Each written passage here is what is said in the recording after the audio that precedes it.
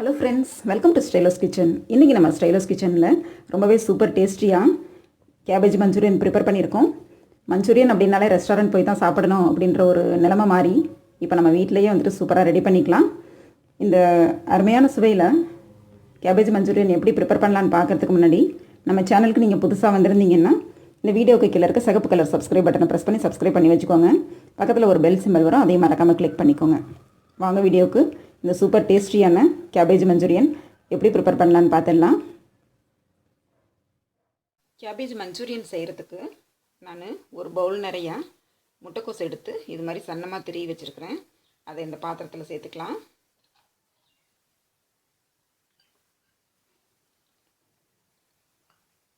கூடவே 2 ஸ்பூன் மைதா மாவு, 2 spoon cornflour,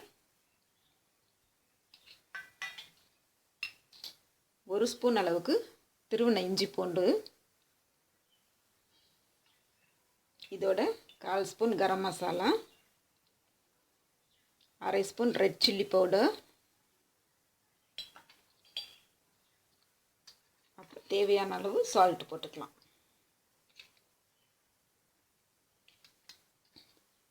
இப்போது நம்ம இதில் தண்ணி எதுவும் விடாமல் நல்லா பிசைஞ்சு எடுத்துக்கலாம்.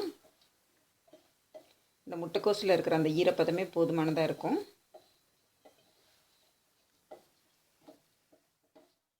எல்லாமே இது மாதிரி ரெடி பண்ணி வச்சுட்டேன். சின்ன சின்ன உருண்டைகளாக உருட்டி எடுத்தாச்சு. இப்போ இதை ஆயிலில் போட்டு நம்ம ஃப்ரை பண்ணி எடுத்துக்கலாம். ஒரு பேனில் இந்த மஞ்சூரியன் பால்ஸ் ஃப்ரை பண்ணுறதுக்கு தேவையான ஆயில் போட்டிருக்கிறேன். ஆயில் சூடாயிடுச்சு. இதில் இப்போ நம்ம போட்டு ஃப்ரை பண்ணி எடுத்துக்கலாம்.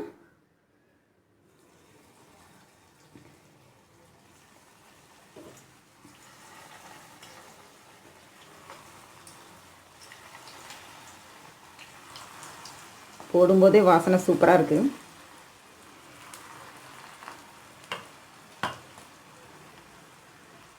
இதே லோ ஃப்ளேமில் வச்சு தான் நம்ம ஃப்ரை பண்ணணும். இது எல்லாத்தையுமே அப்படியே நல்லா திருப்பி விட்டுக்கலாம். அப்போ தான் எல்லா பக்கமும் வேகும். இந்த பால்ஸ் பார்த்திங்கன்னா இப்போ நம்ம வந்துட்டு 2 தடவை ஃப்ரை பண்ணி எடுக்க போகிறோம். அதனால் இது சீக்கிரம் எடுத்துடலாம்.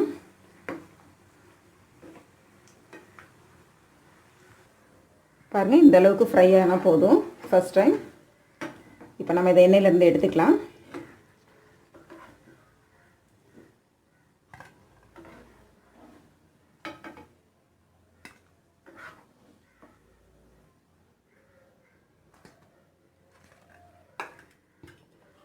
அதே மாதிரி செகண்ட் பேட்ச் போட்டு எடுத்துக்கிறேன் நான்.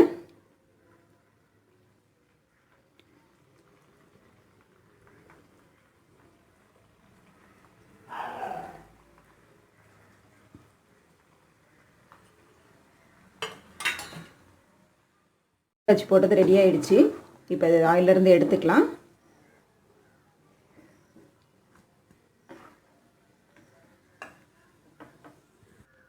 பாருங்கள், ஃபஸ்ட் டைம் ஃப்ரை பண்ணது நான் இந்த கலரில் எடுத்துருக்கிறேன். இதை வந்துட்டு செகண்ட் டைம் இன்னொரு தடவை ஆயிலில் போட்டு இன்னொரு 2-3 நிமிஷத்துக்கு நம்ம சிம்மில் வச்சு ஃப்ரை பண்ணி எடுத்துக்கலாம். அப்போ தான் வந்துட்டு வெளியில் கிறிஸ்பாக உள்ளே நல்லா வெந்திருக்கும். ஒரு தடவை வந்துட்டு நம்ம பரட்டி விட்டுக்கலாம். நல்ல கோல்டன் ப்ரௌன் கலர் அழகான கலராக வரும். இது அந்த சமயத்தில் நம்ம ஆயிலிருந்து எடுத்துக்கலாம்.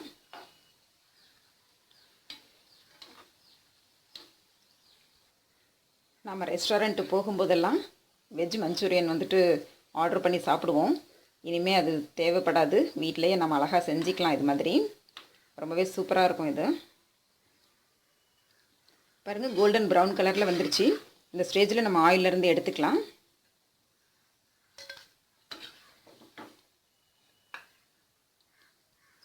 பாருங்கள், 2 தடவை போட்டு ஃப்ரை பண்ணி இந்த கலரில் எடுத்தாச்சு. அழகான கோல்டன் ப்ரௌனில். இது ஒரு ஓரமாக இருக்கட்டும். இதுக்கு வந்துட்டு நம்ம சாஸ் ரெடி பண்ணிக்கலாம்.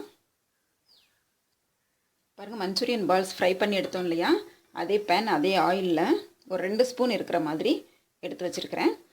இதில் 1 டேபிள் ஸ்பூன் அளவுக்கு பூண்டு சின்னதாக கட் பண்ணி வச்சுருக்கிறேன், ரொம்ப சன்னமாக.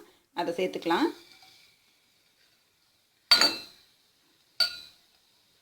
ஒரு சின்ன சைஸ் வெங்காயம் பொடிசாக கட் பண்ணியிருக்கேன், அதையும் சேர்த்துக்கலாம். ஒரே ஒரு பச்சை மிளகாய் ஃபைனாக சாப் பண்ணியிருக்கேன், அதையும் போட்டு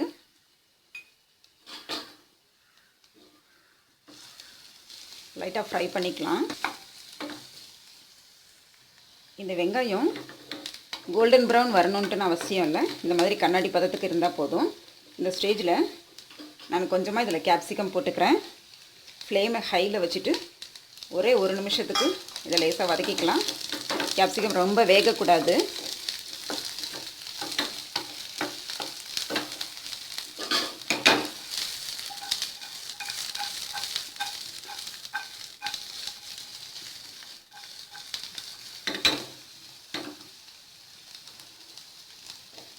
இப்போது ஒரு ஸ்பூன் வந்துட்டு சில்லி சாஸ் எடுத்துருக்கேன், அதை சேர்த்துக்கிறேன்.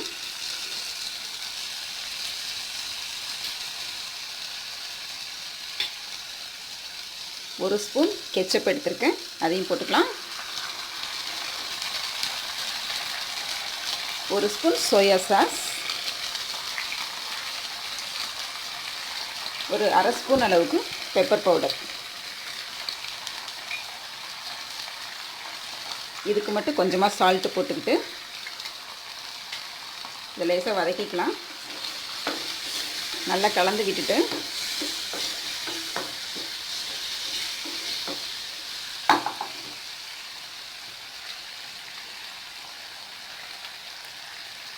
இது வந்துட்டு பால்ஸ் எல்லாமே போட்டு நம்ம இது பண்ணுறதுக்கு பத்தாது. ஸோ ஒரு ஸ்பூன் வந்துட்டு கார்ன்ஃப்ளவரை கொஞ்சமாக தண்ணி ஊற்றி இது மாதிரி கலந்து வச்சுருக்கிறேன். இதை சேர்த்துக்கலாம். இதோட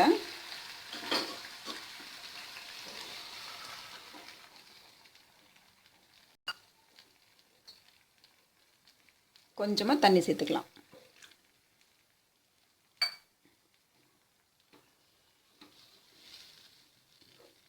இது ஒரு 2 நிமிஷத்துக்கு நல்லா கொதிக்கிட்டோம். பாருங்கள், ஒரே ஒரு ஸ்பூன் வந்துட்டு நம்ம கார்ன்ஃப்ளவர் கரைச்சி ஊற்றணும் இல்லையா. இப்போ சாஸ் பாருங்கள் எவ்வளோ கன்சிஸ்டன்சி திக்காக ஆயிடுச்சு. இப்போ மஞ்சூரியன் சாஸ் ரெடி ஆகிடுச்சு. இப்போ நம்ம வந்துட்டு ஃப்ரை பண்ணி வச்ச அந்த மஞ்சூரியன் பால்ஸை இதில் சேர்த்துக்கலாம்.